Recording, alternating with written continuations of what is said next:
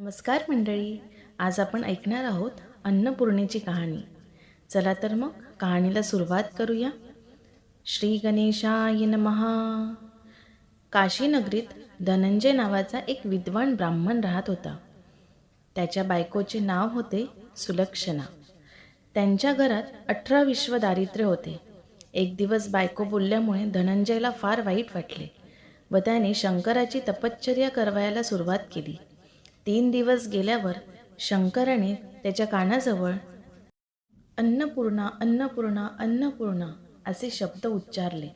त्याला त्याचा अर्थ कळाला नाही, म्हणून त्याने पुन्हा तपश्चर्येला सुरुवात केली. तेव्हा रात्री शंकरांनी त्याला दृष्टांत दिला. मुला, तू पूर्व दिशेला जा, तुझे मनोरथ पूर्ण होतील. दुसऱ्या दिवशी तो पूर्वेकडे निघाला. बरेच दिवस गेल्यावर एका पौर्णिमेच्या रात्री सरोवराजवळ पोहोचला. तेथे हजारो सुंदर अप्सरा एक व्रत करीत असलेल्या त्याला दिसल्या. त्याने त्यांना विचारले, हे तुम्ही काय करता? अप्सरा म्हणाल्या, आम्ही अन्नपूर्णेचे व्रत करीत आहोत. हे व्रत कोणीही करू शकतो. 21 दिवसांसाठी 21 गाठी असलेला दोरा घ्यावा. 21 दिवस नसल्यास 1 दिवस तरी उपवास करावा आणि हे सुद्धा शक्य नसेल तर कहाणी ऐकून प्रसाद भक्षण करावा. उपवास करून कहाणी ऐकायला कोणी मिळाले नाही तर पिंपळाचे पान समोर ठेवावे, दिवा ठेवावा आणि शंकर पार्वतीला साक्षी ठेवून कहाणी ऐकल्याशिवाय अन्न घेऊ नये. चुकीचे अन्न ग्रहण झाल्यास फिरून दुसऱ्या दिवशी उपवास करावा. व्रत करायच्या दिवशी रागावू नये, खोटे बोलू नये. हे व्रत केल्याने आंधळ्याला दृष्टी, लुळ्याला पाय येतात, निर्धनाला पैसा मिळतो, पुत्र नसलेल्यांना पुत्रलाभ होतो, जो कोणी मूर्ख असेल त्याला विद्या प्राप्त होते व जी जी इच्छा धरून हे व्रत करतील त्याची ती इच्छा पूर्ण होते. ब्राह्मण म्हणाला, बाई, मला खायला अन्न नाही, घालायला वस्त्र नाही, विद्येचे नाव नाही. मी एक गरीब दुःखी ब्राह्मण आहे. आपण मला व्रताचे सूत द्याल का? अप्सरा म्हणाल्या, देऊ, पण तू त्याचा अपमान करता कामा नये, त्याची हेळसांड करता कामा नये. हे घे ते पवित्र सूत. धनंजयाचे मग व्रत पुरे झाल्यावर सरोवरातून 21 पायऱ्या असलेली सोन्याची शिडी वर आली आणि धनंजय शिडीवरून खाली उतरू लागला. खाली सरोवरात उतरल्यावर त्याला अन्नपूर्णेचे मंदिर दिसले. सोन्याच्या सिंहासनावर बसलेली अन्नपूर्णा देवी दिसली आणि शंकर दोन्ही हात जोडून याचकाप्रमाणे तिच्या समोर उभे होते. किन्नरी देवीवर छत्र चामरे ढाळीत होत्या. यक्ष स्त्रिया सशस्त्र पहारा करीत होत्या. ते पाहून आश्चर्यचकित झालेला धनंजय पुढे गेला आणि त्याने माता अन्नपूर्णेचे पाय धरले. देवी हसून म्हणाली, वत्सा धनंजया, तू माझे व्रत केले आहेस. मी तुझ्यावर प्रसन्न झाली आहे. तू सुखी होशील. सारे जग तुझी वाहवाह करेल. तुला काही कमी पडणार नाही. देवीने आपला वरदहस्त धनंजयाच्या डोक्यावर ठेवला. त्याबरोबर विद्यादेवी त्याच्या जिभेवर नाचू लागली. त्याला अत्यानंद झाला. त्यानेच त्याला मूर्छा आली. शुद्धीवर येऊन पाहतो तो आपण काशी विश्वेश्वराच्या मंदिरात आहो असे त्याला आढळून आले. तो घरी गेला. सर्व हकीकत बायकोला सांगितली. मातेच्या आशीर्वादाने भरभरून संपत्ती त्याच्या घरी येऊ लागली. त्याचे दुःख दारिद्र्य सगळं दूर झालं. त्यांचा मान सन्मान वाढला.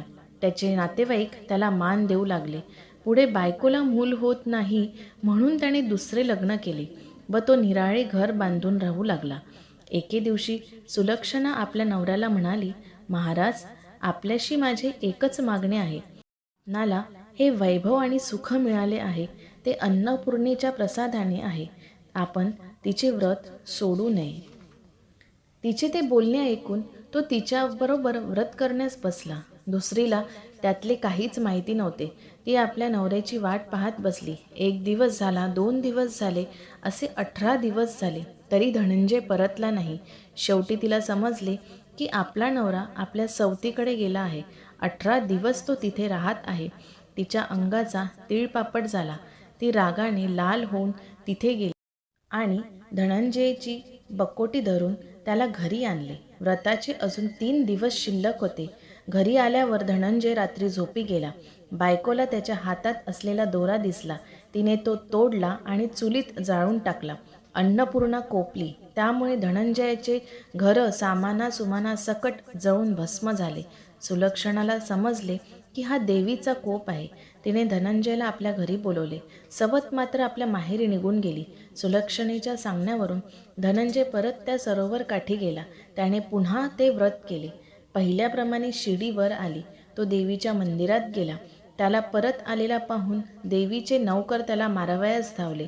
त्यावर देवी म्हणाली, थांबा, त्याला मारू नका. तो ब्राह्मण आहे, तो अवैध आहे. त्याने माझे व्रत केले आहे. त्यानंतर देवी त्याच्याकडे पाहत म्हणाली, मला सर्व काही समजले आहे. जा, ही माझी सोन्याची मूर्ती घे. दररोज हिची पूजा कर. तू फिरून सुखी होशील. तुला माझा आशीर्वाद घे. तुझी प्रथम पत्नी सुलक्षणा हिने माझे मनोभावे सेवा केली आहे, व्रत केले आहे. तिला सर्व गुण संपन्न असा मुलगा होईल. प्रसन्न अंतकरणाने धनंजय घरी परतला. तो दररोज भक्तिभावाने अन्नपूर्णेचा पूजा पाठ करू लागला. पुढे काही दिवसांनी सुलक्षणेला मुलगा झाला. सारे गावकरी चकित झाले. धनंजय त्यांना म्हणाला, बाबांनो, मी माता अन्नपूर्णेचे व्रत केले. देवी प्रसन्न झाली आणि तिच्या आशीर्वादाने आजचे वैभव, मानसन्मान आणि पुत्रलाभ मला झाला. ते ऐकून त्या गावातील श्रीमंत शेठजीने देवीचे व्रत केले. त्यालाही मुलगा झाला. त्याने अन्नपूर्णेचे मंदिर बांधले. मोठ्या समारंभाने त्याने मंदिरात देवीची स्थापना केली. धनंजयलाच तेथे पुजारी म्हणून नेमले. आता धनंजय आपल्या बायको मुलासह त्या मंदिरात राहू लागला. त्याला खूप धनदौलत मिळू लागली. इकडे दुसऱ्या बायकोच्या माहेरी दरोडा पडला. सर्व घरदार चोरांनी लुटून नेले. तिला पोटासाठी दारोदार भीक मागावी लागली. तिच्या अनान्न दशेची हकीकत सुलक्षणेच्या कानावर पडली.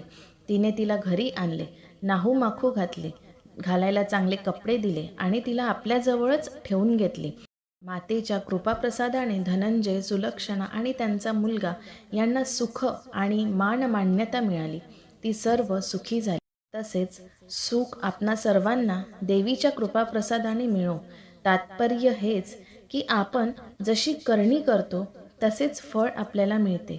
चांगले कर्म केले तर चांगलेच फळ मिळते आणि वाईट कर्म केले तर त्याचे फळ दुःख, दारिद्र्य आणि नाना तऱ्हेच्या व्याधी उपाधींनी भोगावे लागते. कहाणी वाचून झाली की पुढे गणपतीची आरती करावी आणि नंतर श्री देवीची आरती म्हणावी. अशा प्रकारे आपण सगळ्यांनी हे अन्नपूर्णेचं व्रत करून आपल्याला जी जी इच्छा आहे ती पूर्ण करून घ्यावी.